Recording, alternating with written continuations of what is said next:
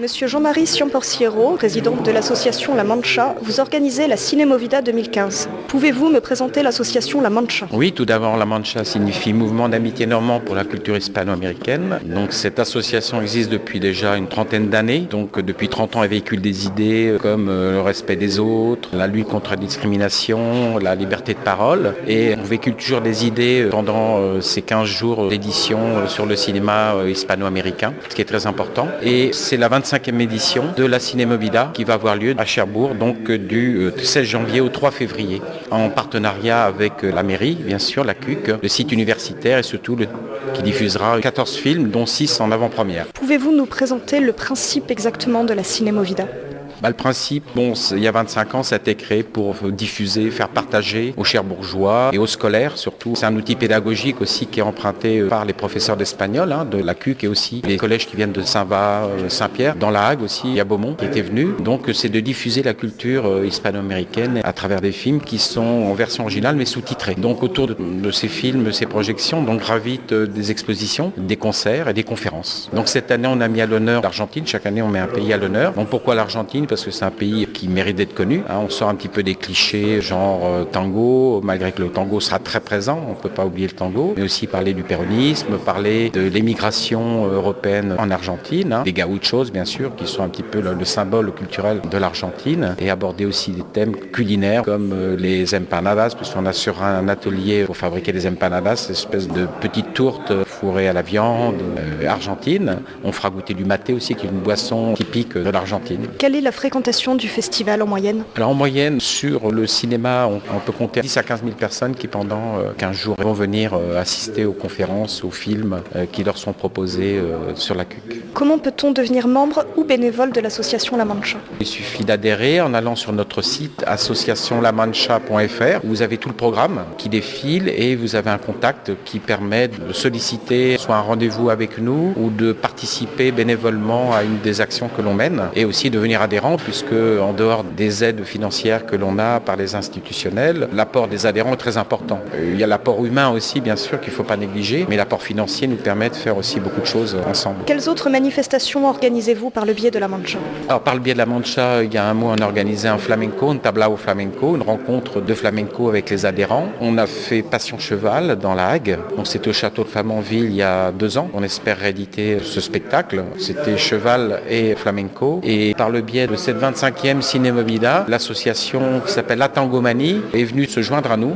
Donc on va proposer des démonstrations de tango tout au long de la semaine dans divers endroits et pourquoi pas avoir une rencontre ponctuelle avec cette association tout au long de l'année. Donc ça ferait une 3e rencontre en dehors de la Cinémovida. Comment choisissez-vous la programmation de la Cinémovida? Alors la programmation, on l'a choisie sans la choisir du fait qu'on lance un thème. Cette année c'était l'Argentine et on a un partenariat avec Cindy Salgado Gomez qui est directrice, qui travaille avec nous et qui joint les différents directeurs de cinéma donc pour proposer des films. Alors on en a 14 cette année, dont 6 en avant-première. Est-ce que vous avez quelque chose à ajouter? Non, que les gens viennent assister pendant 2 semaines à tout ce que l'on propose. Alors soit en étant informés par la presse, en étant informés sur notre site, ou alors on a un QR code sur les différentes affiches que l'on va projeter dans les différents endroits sur Cherbourg et qui permettront d'accéder directement au programme. Donc bienvenue à tous ceux qui veulent faire partie de La Mancha. La Cinémovida, ça va être 14 films.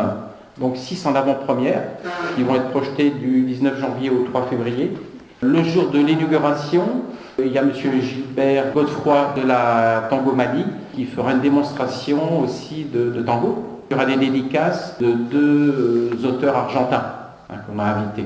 Alors, si on prend un petit peu le programme, donc on débutera par bien sûr une conférence de Anne-Denise Clavillier, donc qui est essayiste, conférencière. Donc elle va venir parler du général San Martin. Elle interviendra dans la salle du Conseil le mardi 20 janvier. Notre grand conférencier aussi, Gigroux, parlera bien sûr du péronisme. Juan Domingo Perón est un personnage incontournable de la politique argentine du XXe siècle. Il n'a pas été très longtemps au pouvoir, 46-55. Il est revenu très brièvement en 73-74, mais il a laissé une forte empreinte dans l'imaginaire des Argentins, à tel point qu'aujourd'hui, les Argentins votent encore pour le parti qu'il a fondé. Le jeudi 22 janvier, donc, nous aurons un apéro tango. Ça se passera sous le restaurant universitaire dans la cafétéria. Donc là, il y aura un trio avec Ana Karina Rossi, un pianiste Gonzalo Gudinho et un bandoneon Mariska Mercade, donc, qui pendant 1h30 permettront à ceux qui savent danser le tango et de déguster du vin argentin et des empanadas. Toujours le vendredi 23 janvier, nous aurons une conférence de M. Nudelman, donc, qui fera une conférence sur la genèse et l'histoire du tango, en passant des morceaux choisis tango, en les commentant. Donc ça se fera à la bibliothèque universitaire. Paladon-la-Douze, le 24 janvier, Castagnette et piano. Oui, c'est un concert un petit peu particulier auquel on vous invite, au Théâtre des Miroirs à la Glacerie. Ce concert se compose de différents éléments, quelques poèmes ou quelques morceaux choisis d'écrivains espagnols. Le mardi 27 janvier au Vox, il y aura un spectacle chorégraphique et choral animé par la Cotantenne qui a demandé à se joindre à nous. Il y a des tarifs qui sont pour adhérents et des tarifs réduits pour chômeurs et étudiants.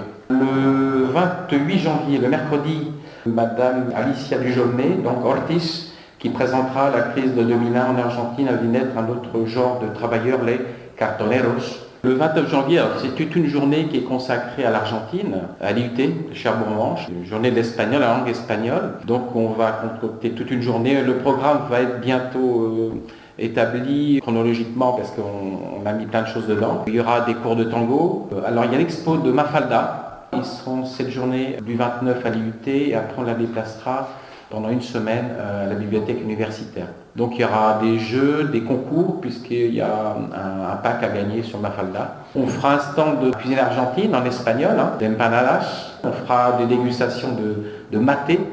Le vendredi, donc 30 janvier, alors l'AOC, c'est l'association œnophile cherbourgeoise. L'année dernière, elle présentait les vins espagnols. Cette année, bien sûr, elle présentera les vins argentins. À découvrir que dans le restaurant universitaire, c'est toujours dans la cafétéria. Et enfin, le dimanche 1er février, donc un concert d'orgue, parce qu'on tient toujours à ce qui est de l'orgue.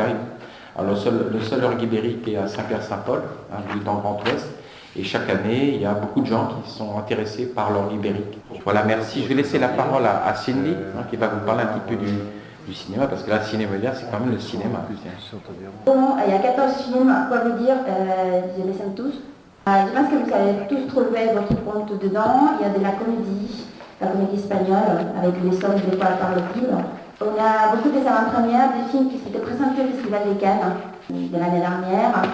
Après, j'ai un autre petit film qui fait la clôture de la quinzaine, c'est La Ligne de Fuego, l'enfant du feu. Et pareil, Almodóvar, il dit un chef d'œuvre qui était premier au Festival de Saint-Sébastien avec la Concha d'or et d'argent. Après, nous avons des films colombiens et des films espagnols. La Belle Jeunesse, qui parle de cette jeunesse espagnole qui a du mal à vivre en Espagne d'aujourd'hui. J'avais invité un réalisateur argentin qui s'appelle Alfredo Fadel, qui a fait un premier film qui s'appelle Los Salvajes, qui était aussi au Festival des Cannes il y a 12 ans. Il a dû décliner notre invitation. De toute façon, vous avez le programme sur notre site